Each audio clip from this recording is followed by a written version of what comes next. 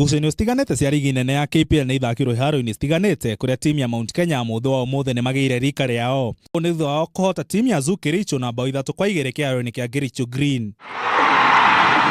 Timu nayo ya Sofapaka nĩ maremirwo kũnyihanyihia mwanya gatagatĩ kao na timu ya Gor Mahia thutha wa kũnyitwo draw ya bao 2-2 nĩ timu ya Mathare United kĩharo-inĩ gĩa Kenyatta kaunti-inĩ ya Machakos. Timu nayo ya Sofapaka nĩ maremirwo kũnyihanyihia mwanya gatagatĩ kao na timu ya Gor Mahia thutha wa kũnyitwo draw ya bao 2-2 nĩ timu ya Mathare United kĩharo-inĩ gĩa Kenyatta kaunti-inĩ ya Machakos.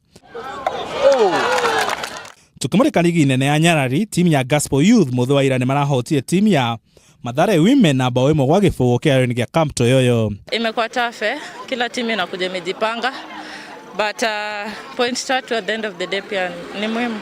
Ũhotani ũyũ nĩ wateithire Gospel gũikaĩra namba 2 metha-inĩ ya maumĩrĩra mena point 27, point 3 thutha wa atongoria Vihiga Queens. Timu na ya Kisumu All Stars nao marathogonia timu ya Spedag na bao 10 kĩharo-inĩ kĩa Moi kaunti-inĩ ya Githumo.